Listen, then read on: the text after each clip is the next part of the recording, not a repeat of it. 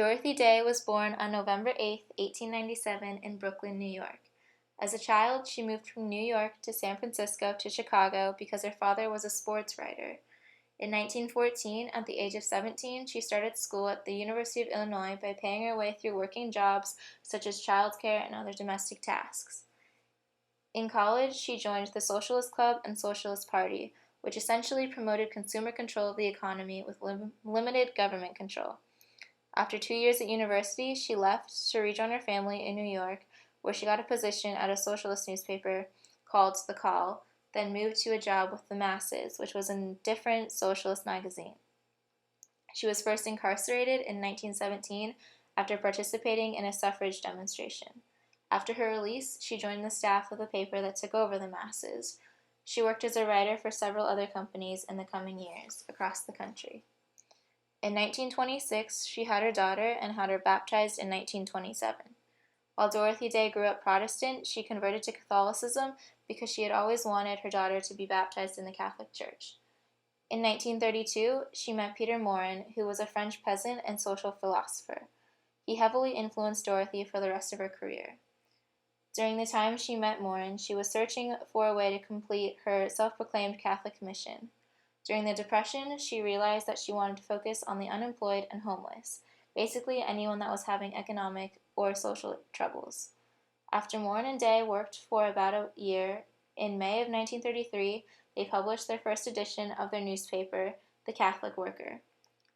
They made it 1 cent so that everyone could have the chance to read it, and it is still being published today. The Catholic Worker was an opportunity to raise awareness about the outcasts in their society. It also encouraged involvement to support them.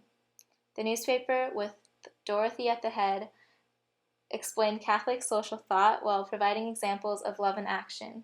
She took all of these subjects and constantly related them back to the gospel. She was fully consumed by the needs of the poor. Around the same time, they started an organization with Day at the forefront. They called it the Catholic Worker Movement. Through this organization, she established Catholic worker houses of hospitality across the country. The number of homes grew to more than 40 during her lifetime. These homes provided young Catholics with the opportunity to serve the poor, pray, practice peace, and live in accordance with the gospel.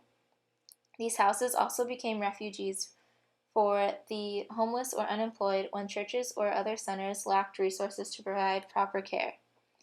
They also acted as a meeting place to discuss future plans of action. She thoroughly valued group discussion.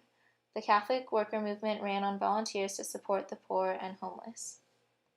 She was an avid pacifist, meaning that she was opposed to war and violence. As a pacifist, she participated in public demonstrations that went against war.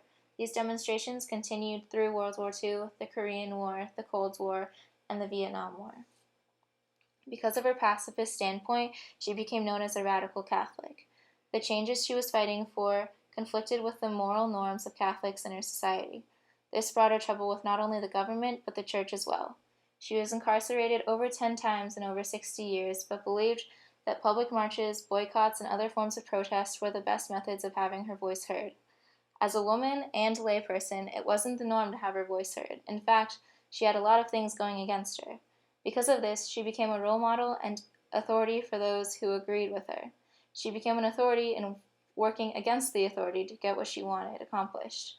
While working with the poor, she believed the best way to be with them was to be voluntarily impoverished. This is something that Peter Morin taught her. Throughout her entire life, she was constantly publishing her own writings outside of her newspaper. These works included autobiographies and biographies of people that were close to her, including Peter Morin. In the 1990s, Archdiocese and Bishop of New York started the procedures in an attempt to get Dorothy Day beatified. She died in November of 1980.